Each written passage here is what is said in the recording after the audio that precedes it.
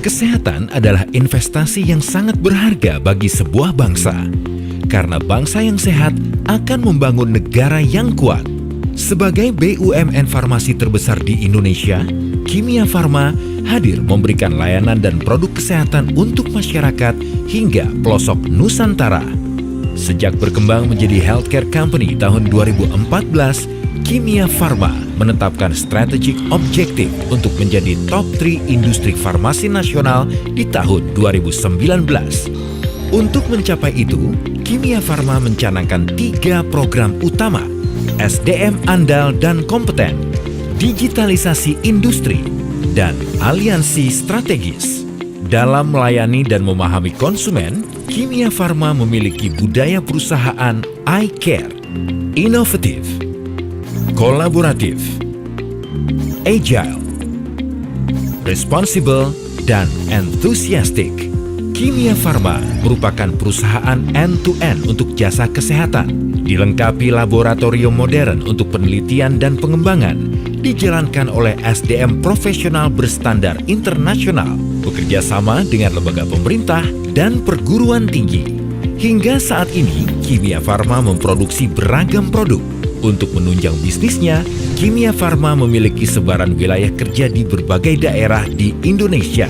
Plant Jakarta, satu-satunya pabrik di Indonesia yang ditugaskan pemerintah untuk memproduksi obat golongan narkotika dan ARV. Selain itu, memproduksi obat sediaan tablet dan kapsul. Plant Medan memproduksi obat dalam sediaan tablet, krim, dan kapsul. Plant Semarang memproduksi minyak jarak, minyak nabati, dan produk kosmetik. Plant Watu Dakon, satu-satunya pabrik pengolah tambang yodium dan memproduksi bahan baku ferrosulfat sebagai bahan utama pembuatan tablet besi untuk obat penambah darah. Plant Banjaran, pabrik yang dibangun di atas lahan 5 hektar, bertujuan untuk menambah kapasitas produksi obat-obatan hingga 3 kali lipat dari plant yang ada sebelumnya. Plant Banjaran dilengkapi mesin modern berteknologi mutakhir dengan proses produksi terintegrasi, menjadikan plant ini memiliki kapasitas produksi terbesar se-Asia Tenggara. Fasilitas produksi rapid test. Pabrik yang berlokasi di Bali ini memproduksi berbagai test kit, di antaranya HIV, hepatitis, narkoba, dan lainnya, yang merupakan screening medis awal. Dilakukan dengan cara yang mudah, serta hasil pemeriksaan dapat diterima secara cepat dan akurat. Untuk menunjang pengembangan lini bisnisnya, Kimia Farma memiliki beberapa entitas anak perusahaan. PT Kimia Farma Trading and Distribution didukung oleh kantor cabang yang tersebar di seluruh wilayah Indonesia. Jaringan distribusi dan perdagangan. Produk Kimia Farma memenuhi kebutuhan apotek, pedagang besar farmasi, toko obat, pedagang bebas, rumah sakit, dan pasar modern. PT Kimia Farma Apotek, layanan kesehatan yang terintegrasi, didukung jaringan apotek terluas dan terbanyak. Kimia Farma bekerja sama dengan BPJS Kesehatan untuk memudahkan masyarakat mendapatkan layanan asuransi nasional. Konsumen juga dapat melakukan transaksi dimanapun dengan layanan e-commerce Kimia Farma Apotek. Saat ini, Kimia Farma Apotek memiliki anak perusahaan yang bergerak di bidang pengelolaan dan pengembangan laboratorium klinik bernama PT Kimia Farma Diagnostika.